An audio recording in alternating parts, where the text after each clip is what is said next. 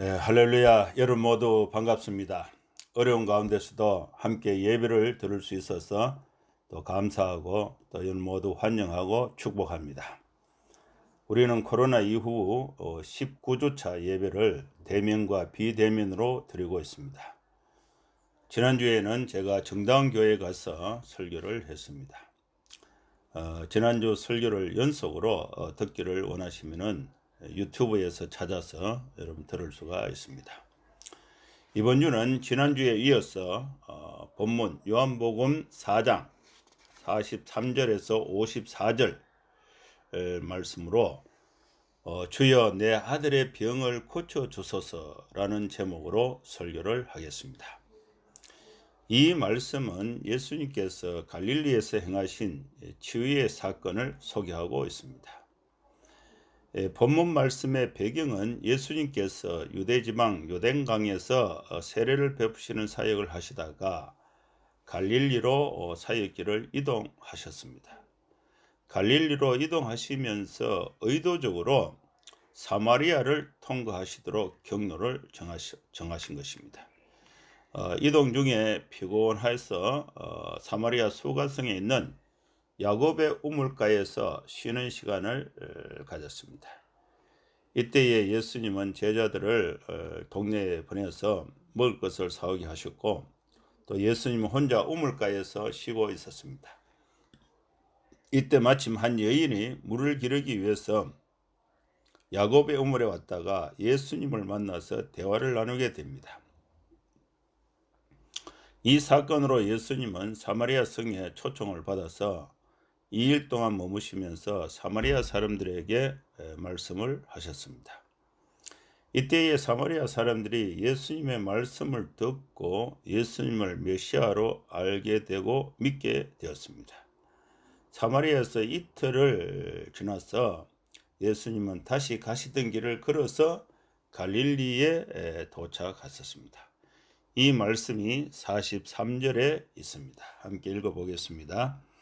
이틀이 지나며 예수께서 거기를 떠나 갈릴리로 가시며 라고 기록하고 있습니다. 갈릴리 지방은 예수님의 그 사역의 주 활동 무대가 됩니다.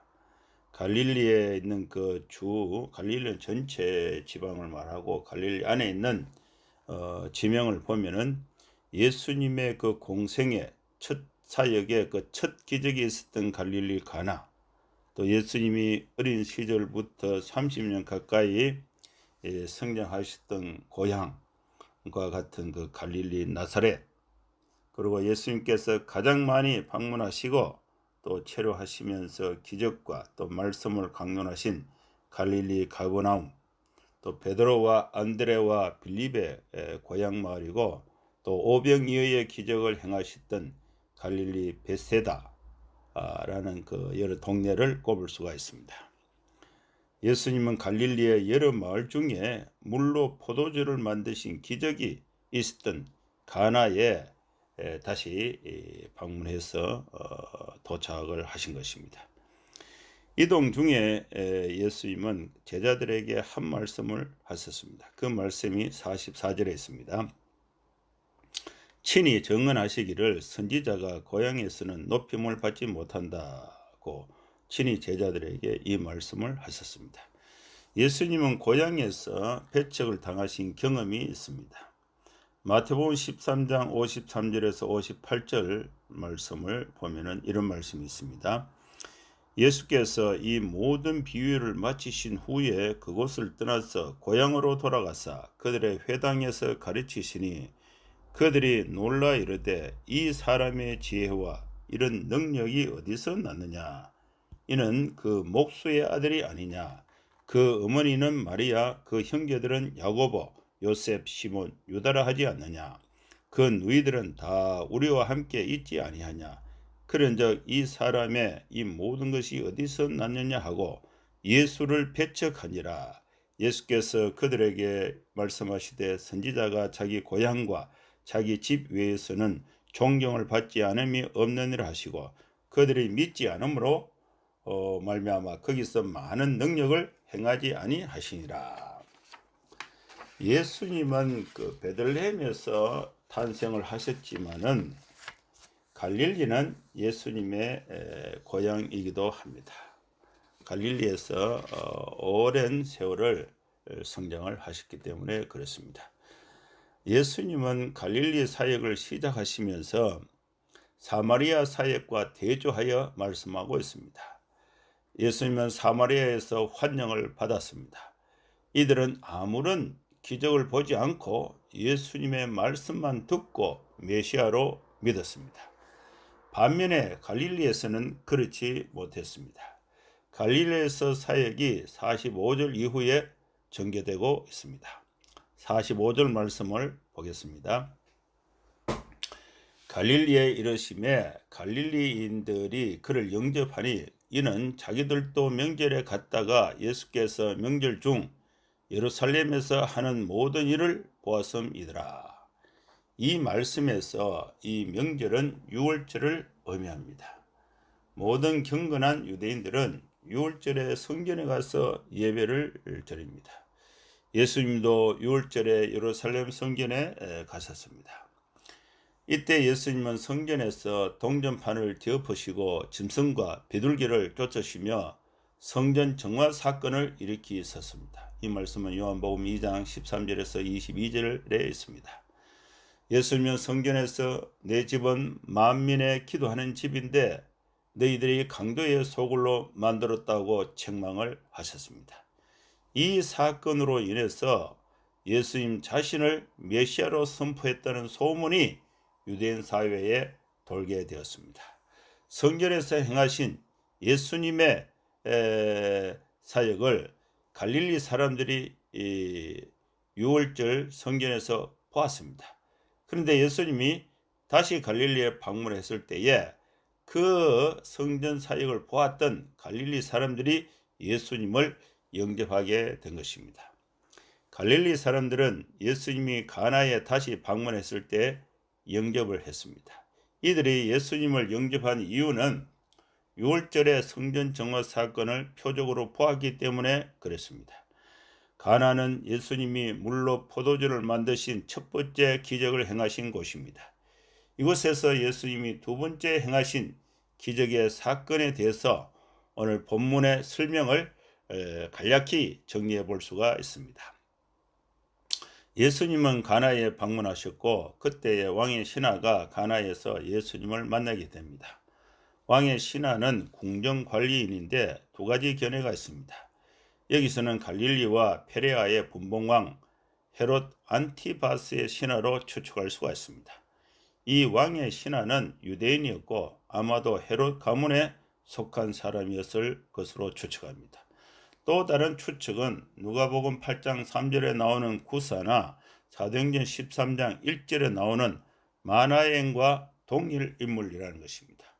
이들은 헤롯의 관료로서 그리스도인이 된 사람들입니다. 왕의 신하는 예수님에 관하여 이미 알고 있었고 상당한 신뢰와 믿음을 가지고 있었다고 볼 수가 있습니다. 그러나 이 신하는 불행하게도 병든 아들이 있었습니다. 병든 아들은 가브라함에 살고 있습니다. 왕의 신하가 있는 가나와 또 아들이 있는 가브나움은 25km 떨어진 거리입니다. 왕의 신하는 예수님이 유대로부터 갈릴리에 오셨다는 사실을 알게 됩니다. 왕의 신하가 예수님께 청합니다. 가브나움으로 내려오셔서 내 아들을 고쳐달라고 간청합니다. 그는 아들의 병이 어느 상태에 있는지 말을 합니다. 내 아들이 거의 죽게 되었습니다. 신하가 다시 간청합니다. 주여 내 아이가 죽기 전에 내려오소서. 이때에 예수님이 말씀하십니다. 가라 내 아들이 살아있다. 신하가 예수님의 말씀을 듣고 믿고 가나에서 가버나움으로 내려갔습니다. 신하는 가버나움으로 내려가고 있었고 또 신하의 종들이 가버나움에서 가나로 올라오고 있었습니다. 종들이 주인의 아들이 병이 나았다는 소식을 아버지에게 전하기 위해서 가나로 올라가고 있었던 것입니다. 그 중간 어느 지점에서 서로 만났습니다. 신하는 아들이 병이 나아서 살아있다는 사실을 종들에게 들었습니다. 또 이 신하는 종들에게 언제부터 낫기 시작했느냐고 물었습니다. 어제 7시에 열기가 떨어졌나이다. 종들이 대답을 했습니다. 아버지가 아들이 낳게 된 시점이 7시인데 그때가 바로 예수님이 네 아들이 살아있다 말씀하신 그때인 줄 알고 자기와 그 온 집안이 다 예수를 믿었습니다. 이것은 예수님께서 유대에서 갈릴리에 오신 후에 행하신 두 번째 표적이 되었습니다. 이 말씀에서 우리는 하나님의 메시지를 들으려고 합니다. 여러분, 우리는 모두 건강하게 행복하게 잘 살아가길 소원하고 있습니다. 그러나 현실적으로 보면은 본인이 아프거나 또 가족 중에 병든 자가 있으면은 어려움이 많습니다. 본인이 아프면 그 고통이 직접적으로 느낄 수가 있습니다. 저도 요즘에 병원에 좀 자주 다닙니다. 우리 장로님 한의원에 가서 또 약도 지어왔고 또 피부과에 또 몇 번 가서 약도 받아오고 또 저기 병원에 가서 또 CT도 찍고 또 비뇨기과에도 한번 가보고 또 소화기 내과에도 가보고 또 우리 강 집사님, 강의진 집사님 아버님이 외과 의사인데 전화해서 물어보기도 하고 우리 교회 또 우명진 집사님 또 비뇨기과 전문인데 여러 번 전화해서 물어보기도 하고 또 어제는 외과에 가서 초음파 진료도 받아봤습니다. 또 우리 딸 아이 희진이가 의사다 보니까 여러 가지 증상에 대해서 수시로 또 전화도 하고 또 물어보기도 합니다. 이제 나이가 이제 한갑줄에 접어드니까 여기저기 통증이 생기는구나 라는 그 생각이 들기도 합니다. 하나님 앞에 기도도 하지만은 병원도 찾아서 고쳐보려고 애를 쓰고 있습니다.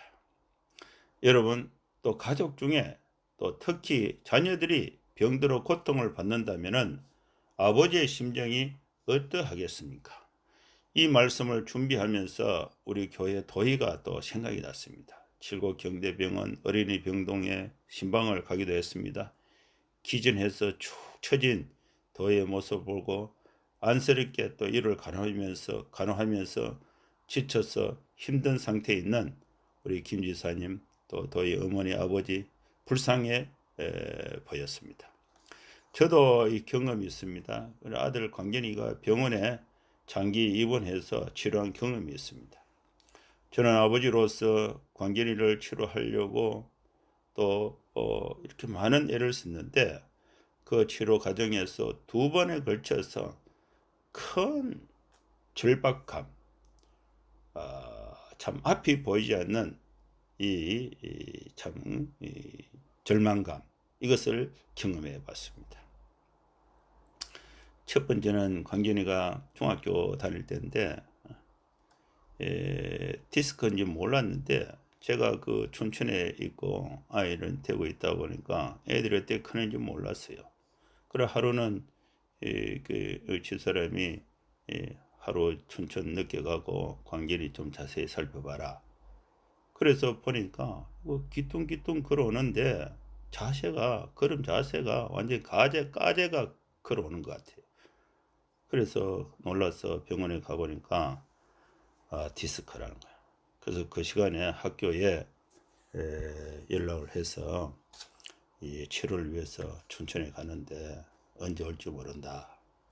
그래서 춘천의 병원에 이제 입원해서 또 찍어보니까 이게 디스크가 심한 상태에 있는 거예요. 그 소리를 듣는 순간에 내가 아버지로서 마음이 무너지는 것 같아요. 내가 지금 뭘 하고 있나? 내가 춘천에서 회관을 또 공사하기 위해서 밤낮으로 일도 하고 또 전도도 하고 또 모금을 하기 위해서 뭐 여러 가지 돈을 절약하기 위해서 직접 운전도 하고 청소도 하고 공사도 하고 했는데 아들이 이렇게 참 중한 병에 있다고 하니까 내가 지금 무슨 일을 하고 있나 가슴이 먹먹하고 캄캄함을 이렇게 느꼈습니다. 그래서 수개월 동안 우리 그 장로님, 춘천의 장로님 그 정형외과에 입원해서 이 방법 저 방법 다 해봤는데 그 마지막에 그 장로님이 병원에서는 더 이상 고칠 수가 없다. 퇴원하시라고. 갈 자리가 없는 거예요. 병원에서 고칠 수가 없다니까 아이는 눈이 번쩍번쩍해서 쳐다보고 있는데 병을 고칠 수 없다니까 너무나 캄캄하고 가슴이 미어지는 것 같았습니다. 그래서 이 사실을 이제 기도도 하고 또 제가 그 총신에 가서 강의하면서 그 전도사님들이 교수님 기도 제목이 있습니까? 그 나눔을 하면서 우리 아이 얘기했더만은 전도사님 한 분이 찾아와서 전라도 어디에 가보면은 이렇게 만지는 데 있는데 그 희한하게 잘 고치는 데가 있다고 그거 한번 가보시라고. 그래가지고 물어서 그것도 가보고 또 어성에도 가보고 또 여러 병원도 전전해보고 오랜 시간을 보냈습니다. 그래서 이 나중에는 기도도 하고 이렇게 치료하고 또 오랜 시간이 지나서 또 이 서울에 그 우리 도원식 원장님 있는 그 더 좋은 병원에 가서 시술을 이렇게 받았습니다. 아들이 아프면은 아버지는 마음이 녹아납니다. 저는 본문 말씀을 묵상하면서 왕의 신하의 마음을 어느 정도 이해할 수 있는 것 같았습니다. 왕의 신하는 아들이 병들어 있었습니다. 본인은 왕의 신하로서 또 높은 지위에서 또 가나에서 업무를 보고 있지만은 온통 마음은 가버나움에 있는 아들 생각으로 가득 차 있었습니다. 그는 아들을 어떻게 하면 고칠 수 있을까? 누가 내 아들의 병을 고칠 수 있을까? 안전하서나 근무 중이나 퇴근 후나 또 온통 아들을 살려야겠다는 일념으로 가득 차 있었습니다.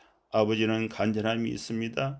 이런 형편에서도 왕의 신하는 생업을 위해서 일을 해야만 했습니다. 그는 갈릴리 가나 지방에 출장을 가게 되었습니다. 아버지는 출장 중에 업무보다도 아들을 고칠 수 있는 방법이 어디 있을까? 마음이 더 집중되어 있었습니다. 병원도 알아보고 의사도 알아보고 약도 알아보고 심지어 또 종교적으로 치료가 될까에 대해서 관심도 가지고 있었습니다. 이때에 수가성에서 갈릴리로 가시기 위해서 출발하신 예수님이 가나에 찾아오신 것입니다. 예수님은 갈릴리 가나에 왜 가셨습니까? 예수님은 아들의 질병으로 인해서 안타까운 심정으로 가득 차 있는 왕의 신하가 있는 갈릴리 가나에 찾아오신 것입니다. 예수님은 환자가 있는 가버나움으로 곧장 가시지 않고 아버지가 있는 가나에 찾아가신 것입니다. 왜 그랬을까요? 아들은 죽을 병에 걸려서 고통 가운데 있습니다. 아들은 예수님에 대한 믿음을 가질 수도 없었고 방법도 없었습니다. 그러나 아버지는 사방으로 수소문하면서 아들의 병을 고쳐야겠다는 생각으로 가득 차 있습니다. 예수님은 아버지의 믿음을 보시고 아버지가 있는 가나로 찾아오신 것입니다. 여기서 우리는 하나님의 메시지를 들을 수가 있습니다. 첫째로 우리는 예수님을 만나야 합니다. 예수님을 만나면 내가 안고 있는 모든 문제를 해결할 수가 있습니다. 47절 말씀입니다. 그가 예수께서 유대로부터 갈릴리로 오심을 듣고 가서 청하되 내려오셔서 내 아들의 병을 고쳐 주소서 하니 저가 거의 죽게 되었습니다. 왕의 신하는 예수님이 갈릴리로 오신다는 소문을 들었습니다. 그리고 그는 예수님을 만났습니다.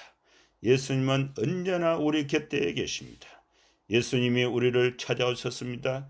예수님은 내 안에 계시고 나와 함께 계십니다.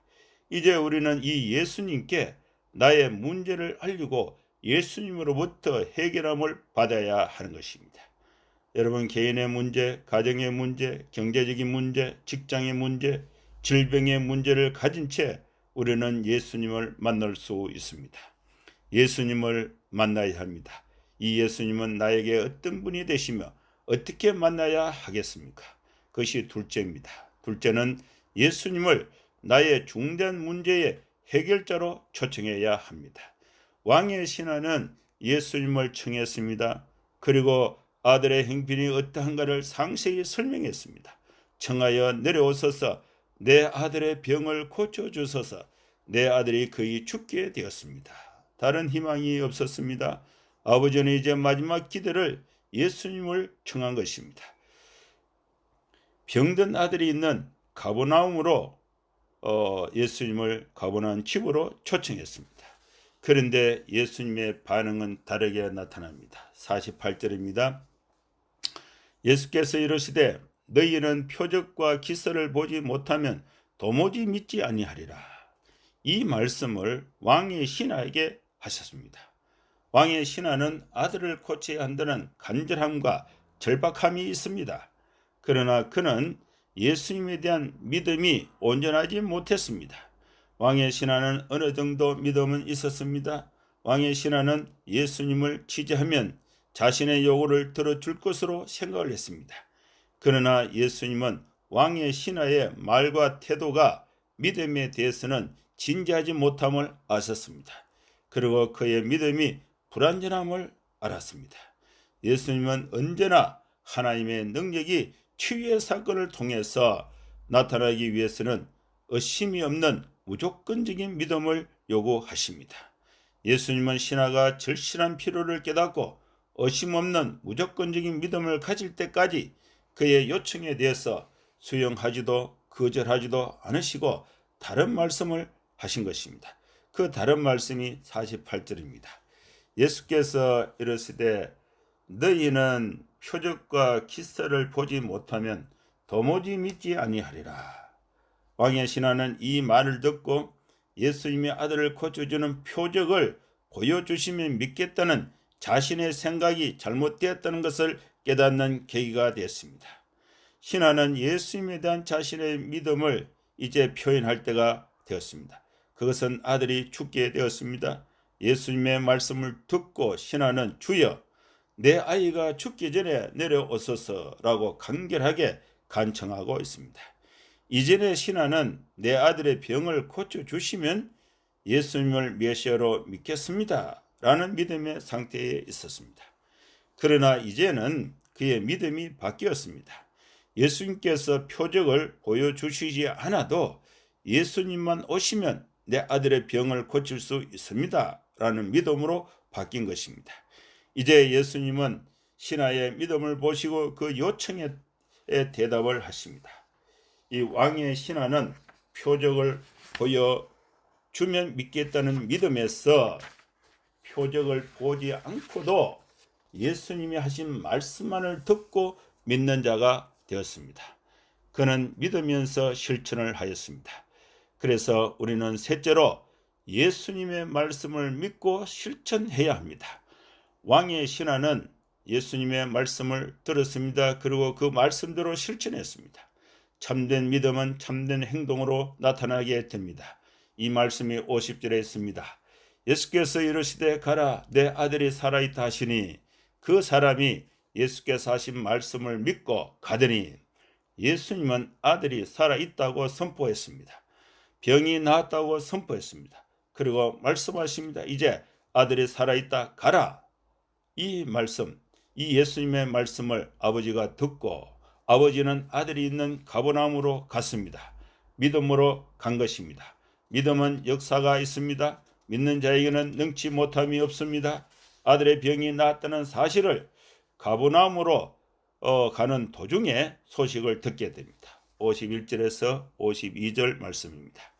내려가는 길에서 그 종들이 오다가 만나서 아이가 살아있다 하거늘 그 낳기 시작한 때를 물은즉 어제 7시에 열기가 떨어졌나이다 하는지라.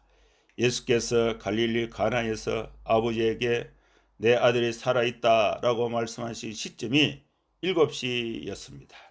가버나움에 있던 아들의 병이 나았던 시점과 같은 것입니다. 병이 나은 사실을 종들이 아버지인 왕의 신하에게 전하기 위해서 가나로 가는 도중에 아버지를 만나서 소식을 전했습니다.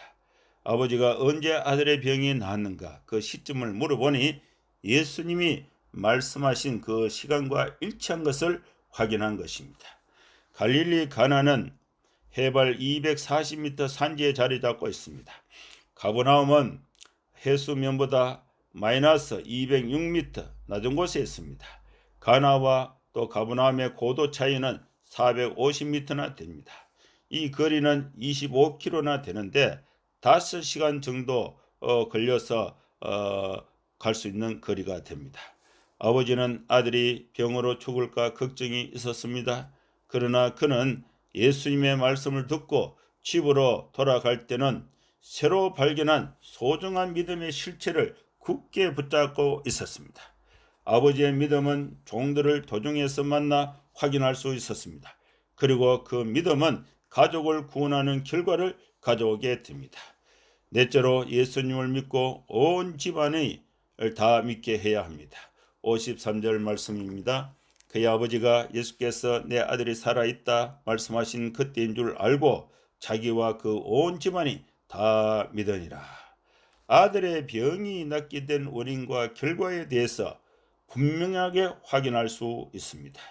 만일에 아들의 치료가 예수님이 말씀하신 그때가 아니라 그 이전이나 그 이후에 일어났다면 예수님의 뜻과 말씀이 아닌 다른 원인에 의해서 치료가 되었다는 것을 의미하게 됩니다. 왕의 신하인 아버지는 이미 갈릴리 가나에서 예수님과 대화를 하면서 예수님이 메시아라는 사실을 믿었습니다.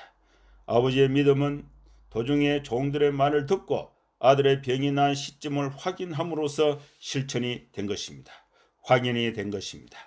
아버지의 믿음은 온 집안 사람들에게 확장이 되었습니다. 온 집안이 다 믿었습니다. 여기서 믿었다는 단어는 절대적으로 믿었다는 의미로 사용되고 있습니다.